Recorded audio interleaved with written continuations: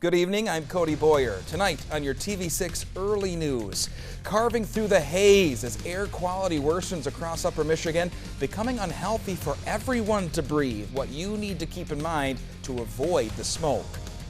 Some slippery spots as rain continues east, but we're going to monitor that poor air quality still impacting you UP-wide. Your full forecast coming up. TV6 investigates climate change. We begin to draw back the curtain on environmental impacts across Upper Michigan, how scientists say climate is playing a bigger part than many of us in the UP might know. Plus, clogged roads expected, leading to more folks breaking the rules of the road. An inside look at what Michigan State Police are seeing ahead of the 4th of July weekend coming up. Those stories and more coming up on your TV6 Early News starting now. From Upper Michigan's source, this is your TV6 Early News.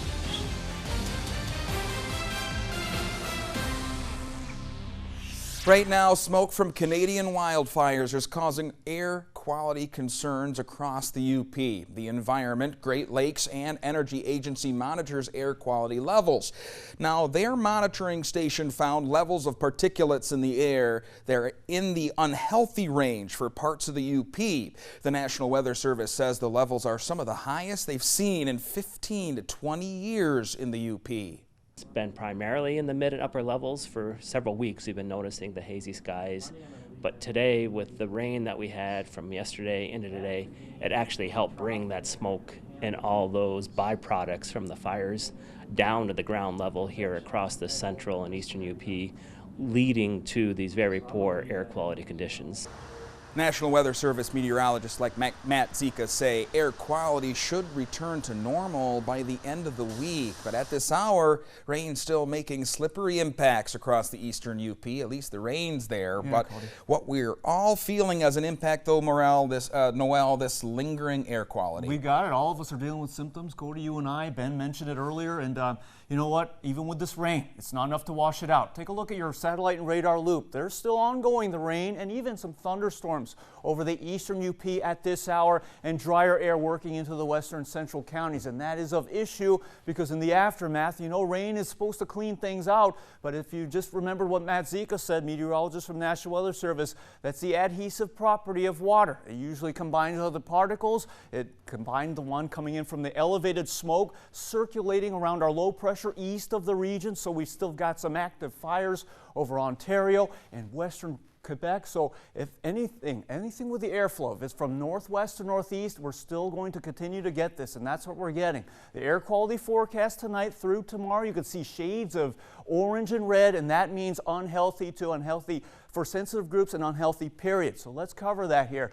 The criteria for unhealthy: limit any outdoor exposure. You keep your doors and windows closed. Central air is of the greatest thing right now, but we don't have a lot of that here in the UP, definitely, and I don't either. So an air purifier works. We just need to have this rain to wash us out, and I got that full forecast in about 10 minutes. Cody?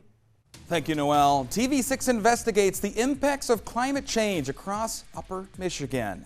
Climate change is defined by scientists both locally and globally as a change in global or regional climate patterns causing environmental impact. Now, to many climate researchers, whether that be among the National Weather Service, Michigan State University Extension, or organizations like the Superior Watershed Partnership, the Upper Peninsula has become what they call a climate haven, a place that avoids the worst effects of natural disasters and the potential of having the right infrastructure to support more people coming here to enjoy it. Now, I spoke to experts in the region to find out what climate change means for Upper Michigan and how the impact in the past compares to what's happening around us right now. Climate. Whether you are looking at smaller bodies of water like Teal Lake outside of Ishpeming and Negaunee, to the larger bodies of water like, of course, Lake Superior, all the way down to little salamanders, the blue spotteds out at Presque Isle, climate impacts everything. However, experts say climate change is being felt across the entire Upper Peninsula, whether you can see it or not. The fact of the matter is our climate has always been changing. Sunshine and ice, freshwater and forests, everything in this region is connected to Michigan's largest Great Lake. For researchers like meteorologist Matt Zika at the National Weather Service, it's all a part of what makes the UP a laboratory for studying the climate. We have enough data there over that long period of time to say there's something going on here. I mean, if it was just 1 or 2 or 3 years, that's one thing. But once we start to get a conglomerate of 15, 20 years of data and it's showing that sign, it's a clear indication something's going on here locally. Zika says while meteorologists are constantly studying the UP's day-to-day weather, the key to noticing signs of trouble on the horizon is defining the impact of climate change locally. And over the last 20 years alone, where we're seeing the biggest climate shift is our summers tend to hang on longer now into the early fall, into September and October. And our winters are hanging on a little bit longer into the spring now. 19 of the last 20 Septembers, our temperatures have averaged above normal. I think 15 of the last 20 Octobers, our temperatures have been above normal. And shorter, colder springs. Zika says 15 out of the last 20 Aprils and Mays have been recorded below normal temperature. If we look at our warmest years here across the UP, 9 of our top 12 warmest years have occurred since 2000. And on the flip side, only 2 of our top 12 coldest years have occurred since 2000. At the Superior Watershed Partnership on Presque Isle in Marquette, Program Manager Tyler Penrod agrees with Zika. He says the evidence is in the water. For decades, scientists have been monitoring the temperature of Lake Superior, and it's well documented the lake is, its temperature is increasing faster than almost any lake in the world. A recent study done by the Great Lakes Fish and Wildlife Commission shows the evidence there, while we might notice it from our place on the shoreline. In Lake Superior, summer surface waters increased about 1.4 degrees from 1985 to 2009. Zika, too, says over the last 30 years, trends show overall ice coverage on Lake Superior is decreasing. According to meteorologists at the University of Minnesota Duluth, the lake on average is 23% covered by ice in February. Come February 2023, Lake Superior only recorded 8% coverage. Zika and Penrod say signs of this change are present in recent events we've felt the consequences of, as warmer lake water drove in larger, rain-producing storms. We've had some other very excessive, intense rainfall events that have occurred in the summertime. 2012, north of Ironwood. Last May here, even in Marquette County, while it didn't occur right over the populated area, you go up north, County Road 510 and 550, we had 4 to 6 inches of rain that fell in about 2.5 hours. The Great Lakes region alone, he says, has recorded a nearly 10% increase in rainfall since the 1990s. Penrod says as of June, Negaunee Township, just west of Marquette, had already received about 24 of the 35 average inches of precipitation for the year.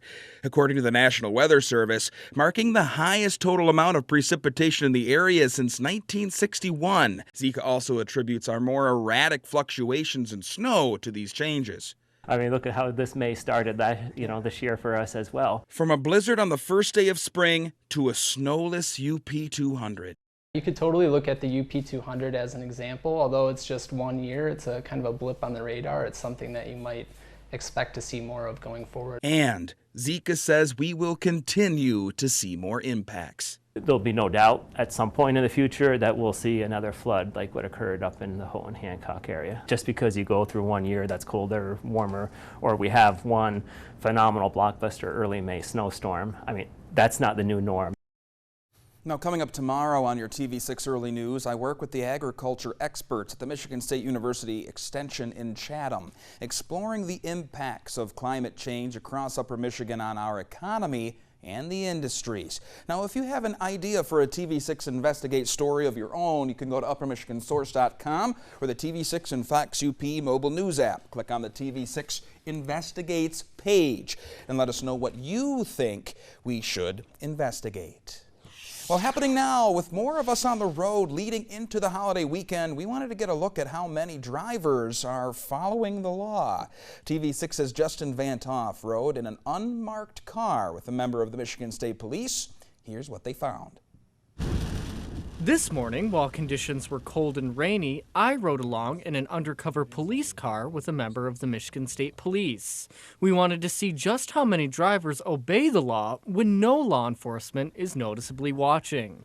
The first infraction we spot, a driver lingering in the left lane on US 41. That means a lot to keep that flow of traffic and that lane open for emergency services. Giannunzio says as we get closer to the holiday weekend, the MSP sees a lot of traffic flow issues caused by tourists. An RV is not comfortable driving the posted speed limit, which again, that's okay. We're not trying to advocate people to drive outside their comfort zone. What we are advocating is if you find yourself in an RV and you look behind you and you see a string of 25 cars and you're going way under that speed limit, it's okay to pull off to one of these rest areas. When we were out this morning, we saw many drivers doing what they were supposed to do. This vehicle in front of us, the truck, he passed us, put his right blinker on, and got over into the right lane. Now he realized there's another semi-truck. He puts his left blinker on, gets over into the left lane like we're going to do, and passes the semi-truck. This is an example of a really good driver. We didn't notice many drivers breaking the law. It's very good to see that people, for the most part, are adhering. There was a couple things today that probably should have been a little bit better. Some of that left lane driving, people using blinkers when they're changing lanes, for the most part was pretty good, but we can always do better. Giannunzio says the best thing you can do as a driver is to keep your focus on the road and not use electronics that could cause a distraction. Justin Van Hoff, TV6 News. Thank you, Justin. Well, still ahead, coaching through inspiration. Meet today's upside as he continues to be the Eskimos' top fan and more. Then later, how a Gladstone hotel is expanding up and out. You're watching your TV6 Early News with Cody Boyer, Grace Blair, meteorologist Noel Navarro, and Keegan Cooper Sports.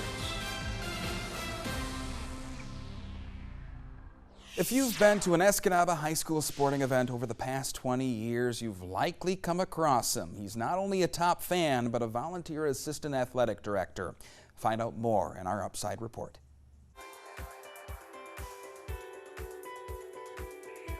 Troy Snort is an inspiration in the Escanaba community. He coached basketball at the Escanaba Civic Center for 15 years and has volunteered as an assistant athletic director for 23 years. Troy attends most of the games, he attends practices, and helps out with anything he can, consistently showing up early and staying late to make sure things are done. If I couldn't make an event this winter, I had something going on with my family, he was here. He was here with a staff member. He was here to assist. He knows what needs to be done. From arriving early to getting the signs out by the doors to welcoming people, welcoming the ticket people, welcoming the concession people, and most importantly, as an athletic director, welcoming the officials. He was great with the officials, getting them water, getting them snacks, making sure they were set in their locker room, welcoming the other team. There's a lot of things behind the scenes the athletic director does, and he was always there to assist. It's the kids. They're my number one, and I've been here at the Escanaba High School for 23 years as the AD assistant, and I just love the job here. Troy does all this while dealing with a disability, and in December of 2021, he had to deal with the death of a best friend, a stepson, and his girlfriend. Instead of giving up, Troy pressed on, stayed active, and has even lost 30 pounds in that time. I don't want to quit. I just don't want to, make excuses. I just want to keep on going. He just perseveres. He never complains. He never makes excuses. He's always probably the most positive person I know. I mean, he's even in my life, he's really an inspiration because he focuses on the things that make him happy. He loves being here, loves being in this school. He loves exercising, loves working out.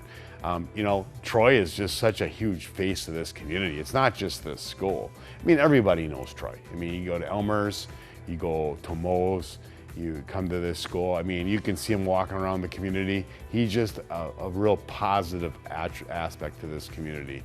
Troy Snort is a tremendous individual in the Escanaba community and is this week's Upsider for making a difference to the people of Upper Michigan. TV6 is looking for nominees in your community to be featured in our weekly Upside Report. If you would like to nominate an individual or group to be featured on The Upside, email your nominee information to theupside@wluctv6.com. He just perseveres. Thank you, Troy. Well, our next round of summer rain comes midweek. Perhaps it's strong enough to sweep out the poor air quality, but Noel has your full forecast after the break. First, quick look at Wall Street.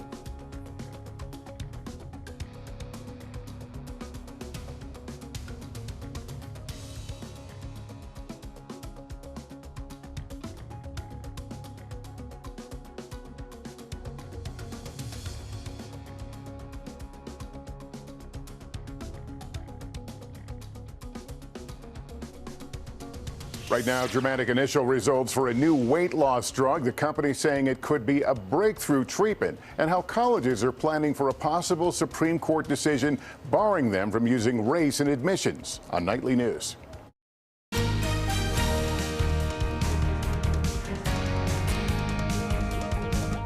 Welcome back, everybody. If you're heading towards the eastern UP, some slippery spots, even some visibility limiting fog on the M28, the Scene stretch. On your interactive radar, this is where the showers and thunderstorms are active across the eastern UP, even towards Whitefish Point. You could expect some thunderstorms along those areas of the northeastern sector of the eastern UP, even into US 2, heading towards St. Ignace at this hour. Drier roads over the central and western counties, but remember what we're feeling UP-wide is that smoke. Precipitation reports, and this is from the last 24 hours. I know we got a bunch more before that, but Doe Lake over in Alger County, 1.3 inches. Dollar Bay up in the Keweenaw, over an inch. And PV Falls, almost there too, but it's starting to dry out west, as we mentioned. National Weather Service alerts. We talked about the air quality warning. This alert goes on UP-wide until Tuesday late evening. And the impacts is going to be anywhere from very healthy or healthy, unhealthy for some, and unhealthy for all of us. So we're going to look more towards the lines of unhealthy for tomorrow, where everyone should limit outdoor activities. Just monitor yourself out there. You don't want to push it out there working out. And unusually sensitive people with the respiratory ailments should remain indoors. And you know what? You got to shut those windows out. It's not good in the terms of the portable air conditioner, but if you have an air purifier, please use that. We got that low pressure system that brought us our first round of summer rain. There's more coming midweek from the Pac Northwest, and I think it's that combined with the winds that could help improve our air quality later this week. Tonight, as we get to the western counties, there'll be isolated showers at best till late. Hazy conditions, of course, with a patchy fog. Temperatures could drop to the 40s along the interior. Central UP, rain tapers into the early morning. We're left with that haze and patchy fog. Temperatures over the eastern UP could be in the mid 40s for the interior, and the rain and thunderstorms going on into that morning commute before we're left with hazy, patchy fog conditions. You get to the daytime, sunnier midday out west with that haze lingering, coolest near Superior, 60s, mid 70s towards the western interior and that Wisconsin border. Same for the central UP. You want to stay cool, go towards Gitchagumi, Lake Superior, or go towards the border or the Bay of Green Bay to warm up. Eastern UP, upper 50s to upper 60s. It'll be sunnier by the afternoon. Your 7-day forecast, so hazy, poor air quality conditions. We get to Wednesday and we're going to have another round of rain. It moves in west during the afternoon hours. I know we got Farmers Market and Marquette. I think we're going to be more impacted over the western UP into late Wednesday. The main thing is, yeah, from this, it could be some pouring rain, but the other thing of note, as we get into Friday, the wind forecast, I need that. I need west to southerly winds to scour out that poor air quality, and we'll deal with that. We'll deal with mild conditions into the weekend. You know, 4th of July is near there, Cody. I'm looking forward to that too.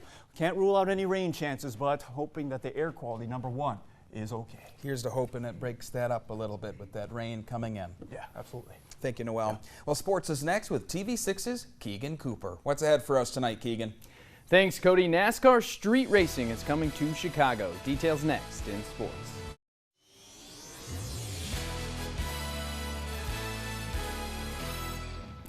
Good evening, I'm Keegan Cooper. A NASCAR street race is coming to Chicago next month. It's the first of its kind for the motorsport. The Cup Series race, named the Grant Park 220, and the Xfinity Series race, called the Loop 121, will pass through many of Chicago's most renowned downtown landmarks July 1st and 2nd. Legendary race car driver Dale Earnhardt Jr. was on the course exploring before the big race weekend gets underway. It's exciting. I'm pretty pumped up about this. You know, I didn't know what to expect when I came in this morning, and I had ran the course on iRacing, which is a sort of gaming software for PC. They scanned this course a couple years ago, and you know, I found that very challenging. I found it really difficult, and thought that, you know, as a driver, this would be a really, really difficult challenge and a tough hill to climb. Well, a tough hill indeed, but nonetheless, first time for its NASCAR professionals will take the track in Chicago July 1st and 2nd. Should be an exciting few days of racing. And if you're looking to watch, tune in to TV6 on Sunday at 5 p.m. for all of your coverage of race day. And that's all for sports. Cody is back after the break. Well, finally tonight, the Terrace Bay Hotel in Gladstone is expanding up and out with more rooms and more activities for people looking to stay. Now, sitting right on the bay, the owners are planning to continue to make the hotel better for their customers. 56 new rooms on 4 floors will bring the Terrace Bay to a total of 117 rooms. Fresh Coast Lounge attached to the hotel is getting a complete upgrade as well. Owner Jared Drown says the new bar will be a fun and casual spot for the community. We're renovating the other half of the bar and going to kind of create a late night lounge, kind of couch vibe atmosphere. We've got awesome craft cocktails, and we're kind of excited to bring that to this town and the community. Drown says he plans for the expansion to be finished this summer. That's about double the rooms. Looks nice. Yeah, it looks beautiful. Good. Yeah, excellent addition for the community. That's it for your early news. TV6 News Tonight starts in 30 minutes, and your NBC Nightly News is next.